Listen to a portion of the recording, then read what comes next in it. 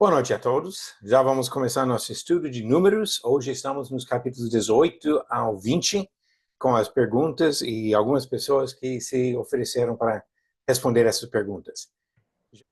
Hoje começamos do capítulo 18 do livro de Números. Vamos ver coisas do capítulo 18, 19 e 20. Se tiver a sua Bíblia aberta nesses capítulos, vai ajudar. E se tiver a apostila com as perguntas respondidas ou não, isso também vai ajudar para acompanhar o estudo. O que estamos vendo agora é uma transição. Lembramos que no capítulo 13 e 14 teve o problema da covardia dos espiões, e por esse motivo o povo ficou parado no deserto. Depois veio, no capítulo 16, a rebelião de Corá e os outros que estavam junto com ele. E por esse motivo Deus já deu uma lição, várias na verdade. Ele matou os principais líderes, matou os principais apoiadores, matou mais de 14 mil pessoas que ainda reclamaram no dia seguinte. Mas mais importante, no capítulo 17, ele deixou claro que Levi seria a tribo de liderança espiritual e que a família de Arão seriam os líderes da tribo de Levi. Mas ainda ele precisa reforçar essa questão de reverência, de respeitar a sua santidade, e especialmente a responsabilidade dos levitas e dos sacerdotes para respeitar a santidade do Senhor. Já temos esse problema que aconteceu no capítulo 16. Lembramos lá de Levítico capítulo 10, o que aconteceu com os dois filhos mais velhos de Arão, onde levitas e até sacerdotes desrespeitaram a santidade de Deus. Então agora ele quer reforçar isso. E parte disso envolve a pureza cerimonial em questão de contato com cadáveres, que é uma das coisas que nós vamos ver no estudo de hoje. Também observamos, no capítulo 20, que a narrativa pula. Na verdade, nós não temos uma data certa para o que acontece no 18 e 19, mas capítulo 20, já estamos no último ano da peregrinação. Então, pula para o fim desse período no deserto. Provavelmente a morte de Miriam, aquele último ano. Com certeza a morte de Arão, aquele último ano. E essa morte de Arão e a transferência de responsabilidade do sacerdócio para o filho dele é uma parte bastante importante do que estamos vendo na lição de hoje. Deus preparando o povo para entrar na terra, uma nova geração que seriam responsáveis agora entrando na terra prometida.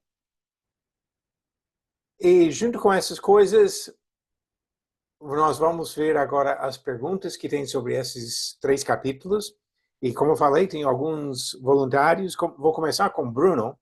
E a primeira pergunta aqui sobre capítulo 18, Bruno. Quem seria culpado no caso de ofensas envolvendo o santuário do Senhor? Arão e seus descendentes seriam responsabilizados. Ok, exatamente. Nessas questões assim do santuário, os próprios sacerdotes, ele também fala sobre a casa do pai de Arão, que inclui outros levitas, mas foram as pessoas responsáveis. Agora, nas coisas especificamente do sacerdócio, envolve Arão e seus filhos. Então, eles precisam estabelecer um padrão de procedimento que respeita a reverência do Senhor, a pureza de tudo usado no serviço ao Senhor. E são lições importantes para nós, porque lembramos que no Novo Testamento nós somos os sacerdotes, nós somos os utensílios na casa do Senhor, nós somos os sacrifícios. Em todas essas coisas envolve a santidade, a pureza, algo que Deus exige de cada um dos seus seguidores até nos dias de hoje. Agora, Beca, pergunta número 2. Quem teria responsabilidade para os serviços dentro do véu do santuário? Apenas Arão e seus filhos, como sacerdotes. Ok.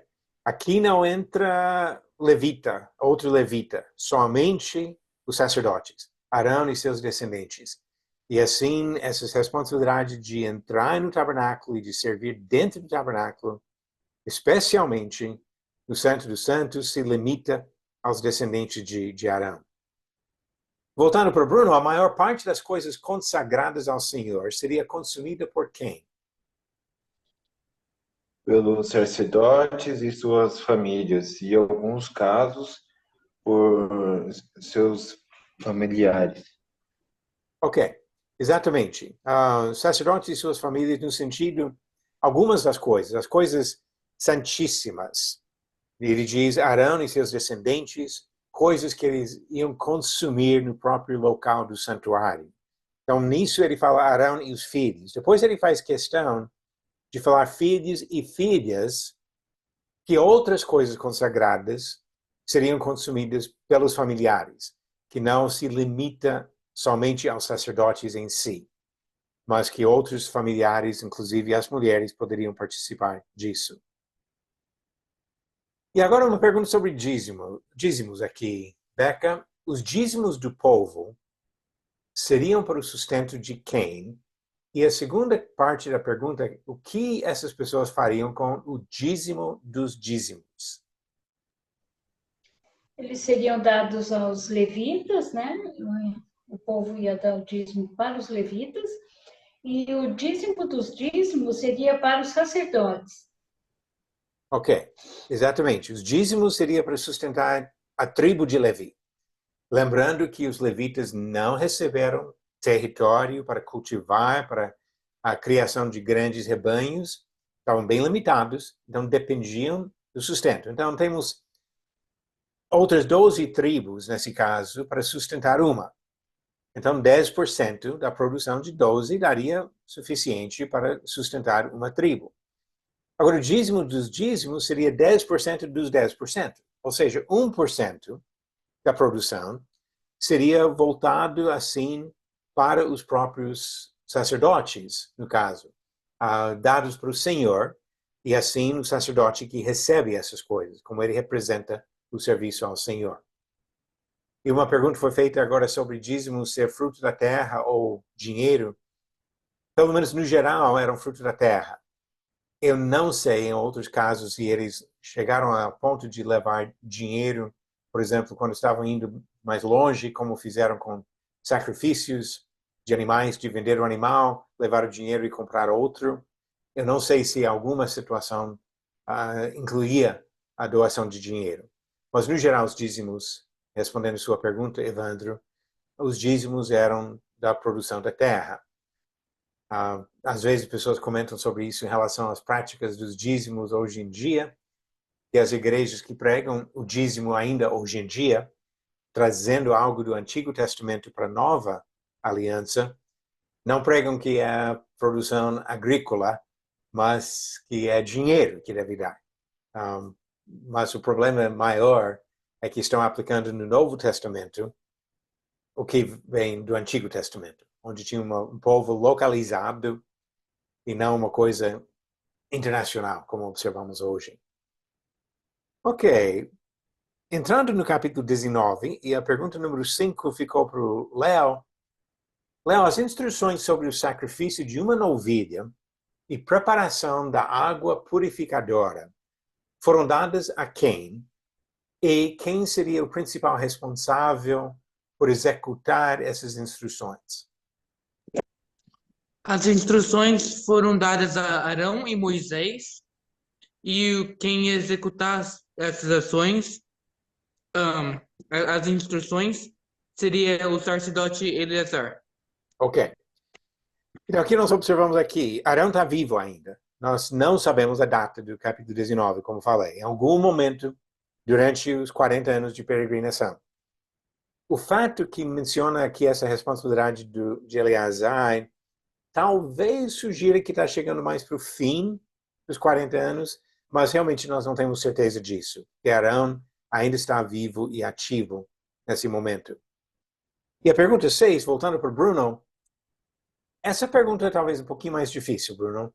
Parece que o foco deste capítulo está na purificação das pessoas que tivessem contato com cadáveres. Por que que isso seria especialmente importante naquele período da história? A purificação após o contato com cadáveres era crucial para manter a santidade e pureza ritual, essencial para a comunidade de Israel participar plenamente na vida religiosa e comunitária, porque era visto como uma imundícia contagiosa, né? Essa impureza. Certo, exatamente. Essa questão de impureza, por causa desse contato com o cadáver, era uma coisa que a própria pessoa ficava imunda e poderia passar isso para outra pessoa. Eu queria também comentar aqui, Bruno, sobre onde estamos na questão histórica. Estamos nesse período de uma geração que está morrendo. Quem ficou no deserto, todos aqueles acima de 20 anos, quando saíram do Egito, vão morrer no deserto, com exceção de 2 pessoas. Então, nessa questão, entre a desistência da conquista por causa dos espiões covardes, no capítulo 13 e 14, e a morte de Arão, que vamos ver no final do capítulo 20, o povo está morrendo. Inclusive, teria uma taxa elevada de morte durante esse tempo.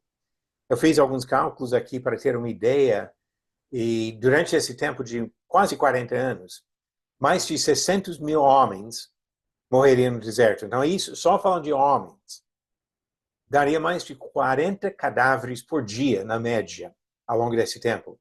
Por se acrescentar as mulheres acima de 20 anos, dá para dobrar esse número. Aí teria uma questão de uns 80 cadáveres por dia no acampamento. Até durante a pandemia, a taxa de morte no Brasil não chegou perto desses números. Então, estamos falando de muito contato com cadáveres. E assim a necessidade de instruir sobre essa purificação até durante o tempo que eles ainda estavam no deserto. Pergunta número 7. Beca, imundícia sobre a lei do Antigo Testamento foi contagiosa? Seu filho já ajudou um pouco nessa questão. Mas aí, continuando a pergunta, no Novo Testamento também. E justifique a resposta. No Antigo Testamento, a imundícia era considerada contagiosa, sim, e transmissível através do contato. No Novo Testamento, o foco, a ênfase já muda para uma pureza mais interna, do coração. E não considerando, então, essa imundícia como contagiosa, da mesma forma que era no Antigo Testamento. Ok, imundícia física realmente não entra na questão do Novo Testamento. Ele não diz que contato com cadáver deixa a pessoa espiritualmente impura. Mas quando pensamos sobre o sentido espiritual, como você falou, de uma coisa interna, quando pensamos nesse sentido, o pecado, essa imundícia, obviamente, é contagiosa e pode influenciar outras pessoas com isso. E por esse motivo, da mesma forma que ele falou para não tocar nas coisas impuras no Antigo Testamento, ele aplica isso à questão do pecado no Novo. Eu queria só ler alguns versículos aqui de 2 Coríntios, começando no capítulo 6, versículo 14, o resto do capítulo 6 e o primeiro versículo do capítulo 7. 2 Coríntios capítulo 6, a partir do versículo 14, diz: Não vos ponhais em julgo desigual com os incrédulos, porquanto que sociedade pode haver entre a justiça e a iniquidade? Ou que comunhão da luz com as trevas? Que harmonia entre Cristo e o maligno? Ou que união do crente com o incrédulo? Que ligação há entre o santuário de Deus e os ídolos?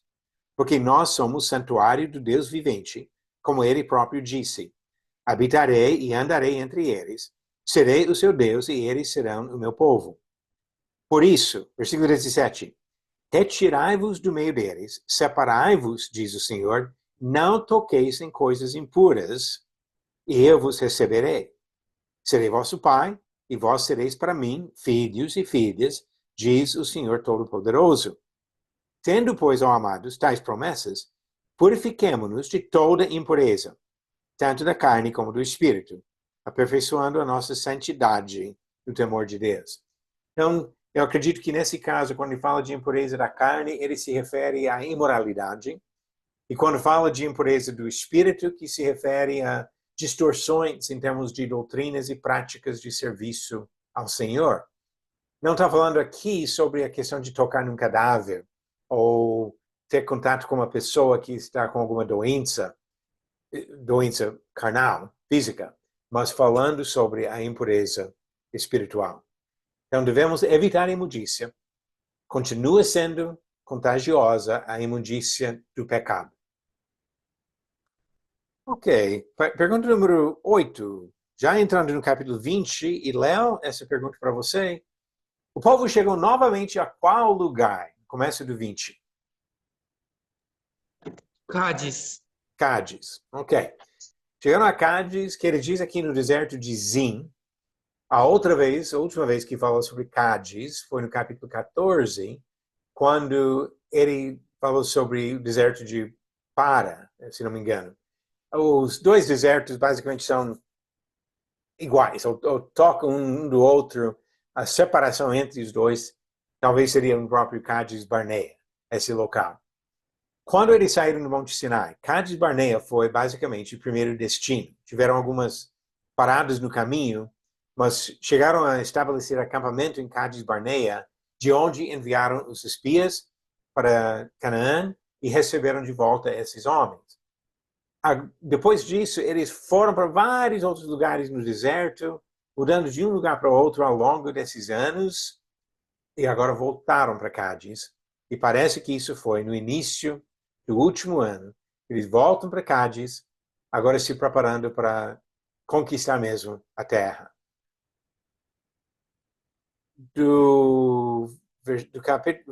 Pergunta número 9 para Gersi. Quem morreu nesse lugar de Cádiz, Gersi? Quem morreu foi a Miriam. Ok.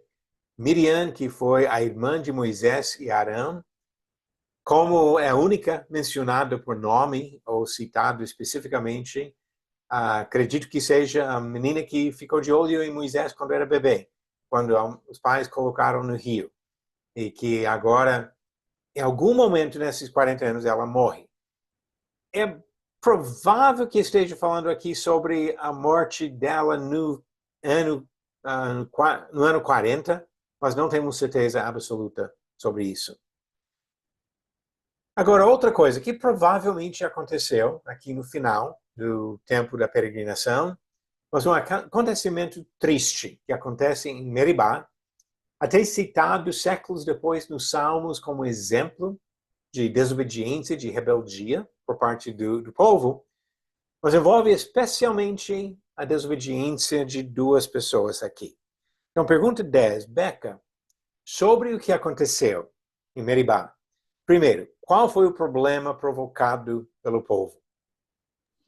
O povo reclamou pela falta de água. Exatamente. Quem apareceu para resolver o problema? O Senhor apareceu a Moisés e a Arão. Exatamente. Aí ele fala da glória do Senhor apareceu. Então, isso vem do próprio Senhor para resolver o problema. Então, o que Deus mandou que Moisés e Arão fizessem para resolver o problema? Que Moisés pegasse a vara e falasse à rocha diante dos israelitas, para que dela saísse água. Ok, exatamente. Toma a vara, ajunte o povo e fale para a rocha. Que pode ser parte do que acontece em parte D aqui. O que eles fizeram? Moisés bateu na rocha, né, em vez de falar. 2 vezes com a vara, em vez de falar para a rocha como Deus havia ordenado. Ok, ao invés de falar, ele bateu. E outra coisa que talvez faz parte disso, a maneira que eles falaram. Nós temos que trazer água para vocês. Porque parece que Deus foi ofendido pelo comportamento deles e talvez uma questão de se exaltar como se eles fossem a solução do problema para o povo. E a consequência disso? Deus disse que por eles não terem crido em Deus para santificá-lo diante dos israelitas, Moisés e Arão não entrariam na terra prometida. Ok, exatamente. Coisa triste. Todo esse tempo, Moisés basicamente dedicando a vida para cuidar daquele povo, servir ao Senhor, mas por causa de um erro grave, mas para o final da vida, não foi permitido entrar na Terra Prometida. Vai ter que passar a responsabilidade de liderança para um outro homem mais novo que vai conduzir o povo na chegada à Terra. Ok, obrigado, Becca. Agora, pergunta número 11, voltando para Gersi. Gersi, sobre o contato com os Edomitas. Algumas perguntas aqui. Primeiro, qual foi o grau de parentesco entre Edom e Israel? Edom seria a tribo seriam os edomitas, seria a tribo de Esaú, da família de Esaú. Israel, então, que seria da família de Jacó. Ok, perfeito. Então foram irmãos, até usa esta palavra no versículo 14 aqui, de chamar de irmão, e foram irmãos de fato, as duas nações. O que Moisés pediu ao rei de Edom? Moisés queria passar na rota que tinha uma, pelo que a história conta, tinha uma rota de comércio nessa tribo de Edom. Então, eles queriam passar por ali. Exatamente, só pediam passagem pela estrada, até prometeram não pegar nada, nem água. Eles iam levar tudo que eles precisavam e só passar de um lado para o outro do território. E como que o rei respondeu ao pedido dele? Eles não aceitaram e vieram até ameaçaram enfrentar eles com seu próprio exército. Exatamente. Recusou a passagem e ameaçou a guerra. E quando Moisés insistiu, pediu uma segunda vez, até chegou com o exército dele pronto para atacar. Então, como isso afetou o trajeto dos israelitas? Eles tiveram que retornar. Sim, tiveram que desviar do caminho que seria o caminho mais fácil, fazer um outro caminho, evidentemente uma volta maior. Depois nós vamos olhar no mapa e tentar ter uma noção do que isso envolve, mas parece que a rota que eles acabaram seguindo foi muito mais difícil em termos de topografia e talvez até da própria distância. Não entraram por um caminho mais fácil para chegar à Terra, mas tiveram que fazer uma volta bem maior, por causa da recusa aqui dos Edomitas. Agora, é um caso onde Deus não mandou atacar. Ele poupa esses parentes, embora bem mais tarde, séculos depois, Deus vai ter algumas palavras muito fortes para falar para os Edomitas, por causa de séculos de atitudes erradas até com seu próprio povo. Ok, obrigado, Gersi. Agora, pergunta número 12 para Léo. Vamos falar um pouquinho sobre a morte de Arão, Léo. Primeiro, onde ele morreu? No Monte Or. Monte Or. Por que ele não entrou na Terra Prometida? Porque ele e Moisés tinham se rebelado contra o Senhor Isso, naquela nas história. nas águas de Meribá. Isso, exatamente, a história que acabamos de ver. E quem estava com Arão quando ele morreu? Moisés e Eleazar. Ok, Deus mandou que esses dois... Desculpe, eu coloquei aqui Arão e Eleazar, você está certo, eu que estou errado. Moisés e Eleazar estavam com Arão quando ele morreu. Eu me confundi aqui. Muito bom, você não se confundiu. E quem foi seu sucessor como sumo sacerdote? Eleazar. Eleazar, o filho. Nesse caso, você lembra a sequência dos filhos? Qual seria Eleazar entre os filhos de Arão? O Eleazar, eu acho que era o terceiro depois de Nadab e Abiú, né? Exatamente. Nadab e Abiú já tinham morrido, então Eleazar agora é o mais velho vivo. Ele é o terceiro dos 4 filhos. Muito bom. Ok, muito obrigado, Léo. E agora, pergunta número 13, Bruno. Vamos para o desafio aqui. No Novo Testamento, obreiros na Igreja do Senhor podem ser sustentados financeiramente? E depois, segunda parte da pergunta, é se eles têm alguma responsabilidade de contribuir financeiramente para a obra do Senhor. Eu pedi para ligar o exemplo de Números 18 com o ensinamento do Novo Testamento. Sim, no Novo Testamento, Obreiros podem ser sustentados financeiramente. 1 Timóteo 5, 17, 18.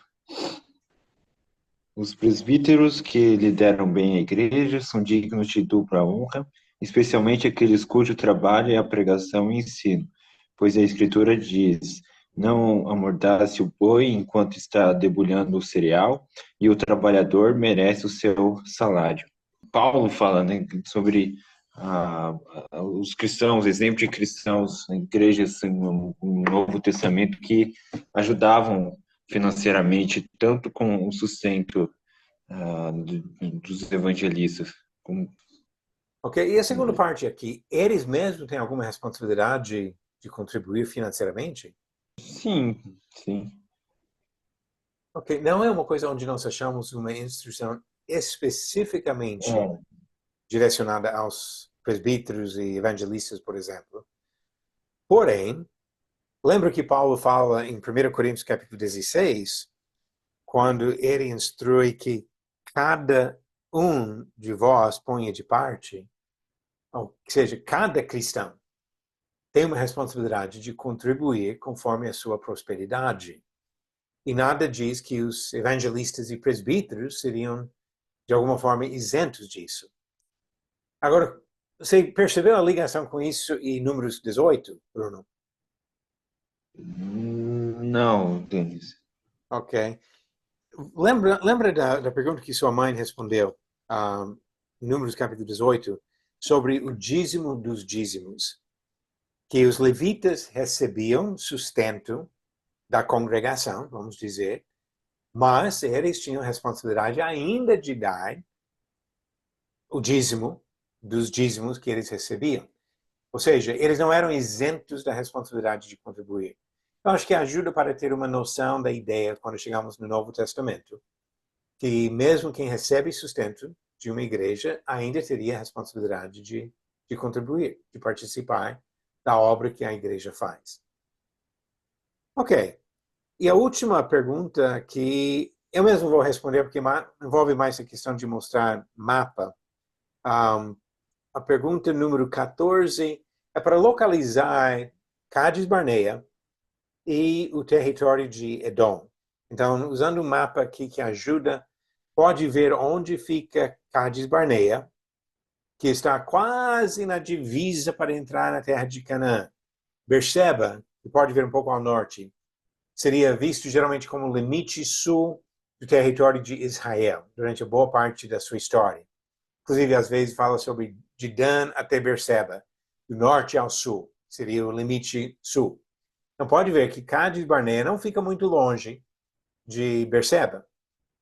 E o território de Edom, basicamente, seria essa parte ao sul do Mar Morto, que entra no deserto, no lado de Midian, mas nessa parte, o que parece, eu não procurei achar exatamente a rota que se refere aqui, mas a ideia parece que seria, se eles passassem pelo território de Edom, eles seriam uma entrada fácil na terra. Ao invés de fazer uma volta, você pode olhar aí ao lado leste do Mar Morto, onde tem a terra dos Moabitas. O final da história da vida de Moisés acontece lá. Então parece que eles deram uma volta grande e passando por um território muito difícil de andar para chegar nessa região dos Moabitas e depois entrar na terra pelo lado do Rio Jordão. Ok, para hoje é isso que nós temos de perguntas. Para a semana que vem, vamos continuar com capítulos 21 ao 25. Então, são 5 capítulos para a semana que vem, mas uma narrativa um pouco rápida aqui, no sentido que fala a boa parte sobre o mesmo problema. Mas são os conflitos que eles têm no caminho para chegar à Terra Prometida, especialmente os problemas com os midianitas e moabitas, a história de Balaão e Balaque, uma história até citada no Novo Testamento e bastante importante para entender como Deus não permitiu que alguém amaldiçoasse seu povo. E é uma lição importante que temos nesses próximos capítulos do livro de Números.